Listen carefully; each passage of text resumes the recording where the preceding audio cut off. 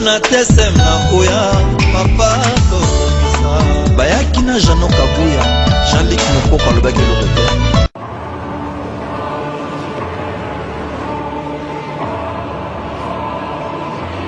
L'Assemblée générale de la Grande Loge nationale française. Des hauts dignitaires francs-maçons du monde entier se réunissent comme chaque année. Plus de 2000 personnes regroupées pour un déploiement de force hors du commun. Il n'y a que des hommes dans l'Assemblée. La GLNF refuse la mixité.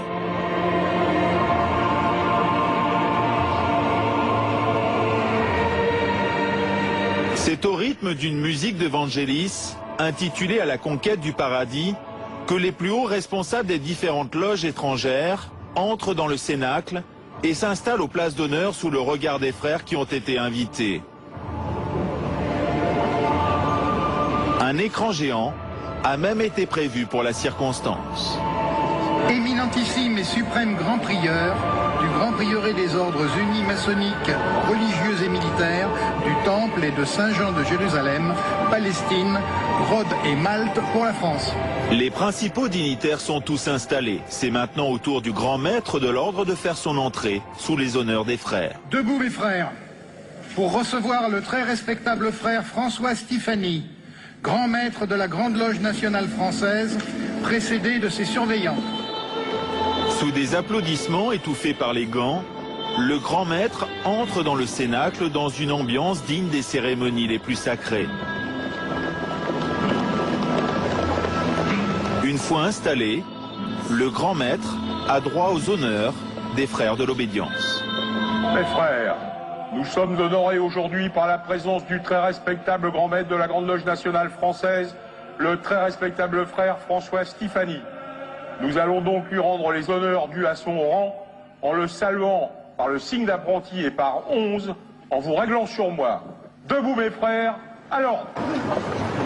Face au grand maître, les 2000 frères simulent avec le tranchant de la main le signe de pénalité qui signifie que chaque franc-maçon s'engage à avoir la gorge tranchée s'il manque à son serment de discrétion. Puis le grand maître procède à l'ouverture de la cérémonie dans le jargon propre aux francs-maçons.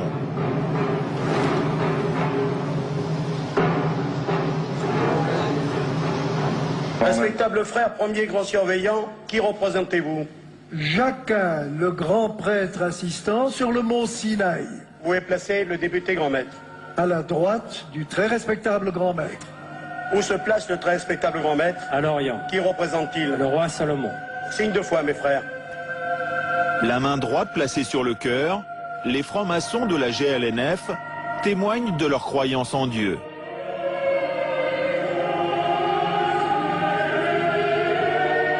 Ainsi soit-il. Au nom du roi Salomon, je déclare cette grande loge solennellement ouverte.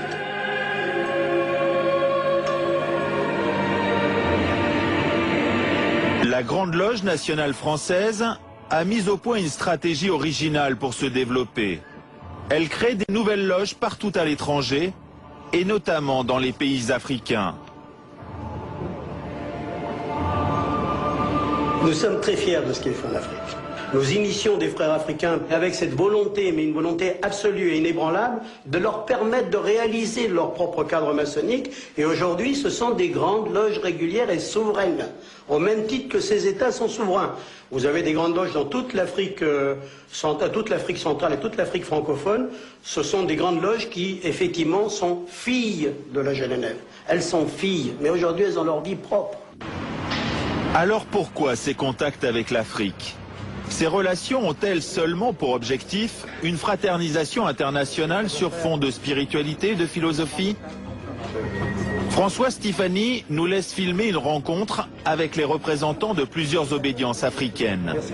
La cérémonie se déroule dans les salons feutrés d'un grand hôtel parisien. À cette occasion, les différents dignitaires apportent à François Stéphanie des messages de paix de leur pays. Là, c'est le représentant de la Grande Loge du Burkina Faso qui apporte une enveloppe. C'est mes assistants, mon François Stéphanie nous expliquera plus tard qu'il s'agit d'une invitation pour une cérémonie religieuse. Le grand maître glisse l'enveloppe dans la poche de son tablier. Le défilé continue. Le frère qui se présente maintenant n'est pas n'importe qui. Nous recevons le très respectable frère Jean-Dominique Okemba, représentant du grand maître de la Grande Loge du Congo. Jean-Dominique Okemba est le bras droit du président du Congo-Brazzaville, Denis Sassou Nguesso. Il apporte un message de son président qui est aussi le grand maître de la Grande Loge du Congo. François Stéphanie est content d'insister sur l'amitié qui le lie à l'Afrique. C'est une missive, donc, on voit le très respectable grand maître Denis Sassou Nguesso, qui est par ailleurs donc président de la République du Congo-Brazzaville, et qui vous donne la nature des préoccupations que l'on partage avec nos frères africains, dont vous avez pu voir que la chaleur n'est pas feinte et que nos relations n'ont rien d'ambigu. Et comme les petits cadeaux entretiennent l'amitié, le président du Congo n'a pas dérogé à la règle. C'est la plus belle tradition. Ce modeste cadeau, n'est-ce pas, que nous amenons pour marquer notre C'est très gentil, c'est très très gentil. Il y a quelques années, la Grande Loge nationale française a carrément loué le palais des festivals à Cannes pour une montée des marches inédite. En guest star, des présidents africains francs-maçons.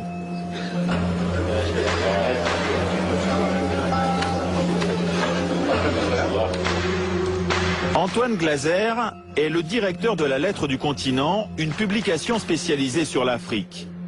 Nous lui avons montré ces images. Ah bah tiens, c'est le président Omar Bongo du Gabon. Un grand maître de la Grande Loge du Gabon.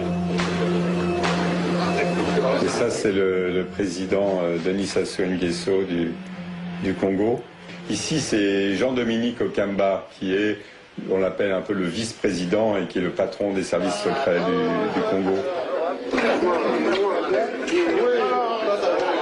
La Grande Loge nationale française initie vraiment les dirigeants africains eux-mêmes, les présidents africains qui s'initient ensuite les uns les autres. Donc ça crée vraiment un réseau à la tête des États et ça donne une puissance et une influence qui est assez impressionnante. Ces réseaux servent à quoi? C'est en fait, tu me protèges, je te protège. Lorsqu'il y a des contrats, si tu es frère, un fils de lumière, ou si tu es dans une loge, ou si tu es dans mon obédience, si tu es un frère, tu auras le contrat. Mais à la Grande Loge nationale française, on réfute cette réputation d'affairisme qui colle à l'obédience. On m'a invité à l'Élysée, j'ai dit ça. Vous savez, je ne siège pas à côté du président de la République du Congo-Brazzaville, du Tchad ou d'ailleurs. Je n'ai pas du tout cette aspiration. On n'a pas cette vision colonialiste. C'est terminé. Je veux dire, mais quel que soit le leadership, nous devons au contraire les aider à devenir eux-mêmes. À chaque fois, il faut les aider à devenir eux-mêmes. On considère aujourd'hui que la franc-maçonnerie compte 4 millions de membres dans le monde, toutes obédiences confondues. Sa force, le culte du secret et son réseau d'influence. Cette puissance est d'autant plus grande qu'elle est occulte. Comment peut-on la mesurer? Puisque vous ne savez pas quand vous parlez à qui vous parlez. Aujourd'hui, certains francs-maçons eux-mêmes réclament plus de transparence. Car le secret favorise les dérives et il alimente tous les fantasmes négatifs. L'influence occulte dans les cercles de pouvoir existe, c'est vrai, mais pour l'immense majorité des francs-maçons, l'engagement est sincère et représente avant tout une initiation spirituelle.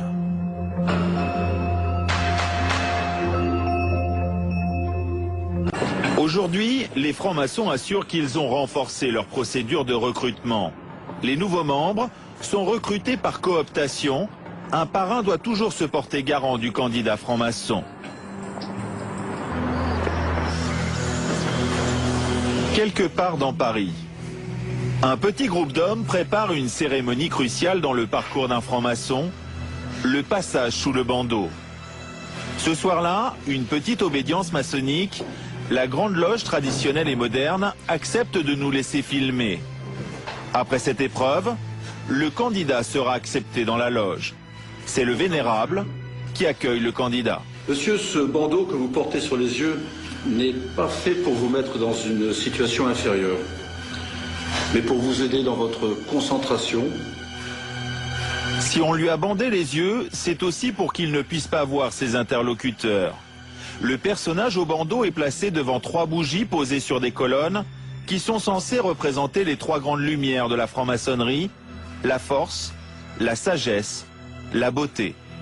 Pendant une demi-heure, le candidat va être soumis à une batterie de questions. Monsieur, croyez-vous en Dieu? Oui, je crois en Dieu. Quand avez-vous pleuré pour la dernière fois? Au décès de mon père. Dans les confrontations d'idées, êtes-vous tolérant? Pour moi, la tolérance est une valeur primordiale. Qu'est-ce que la tradition? À quoi occupez-vous vos loisirs?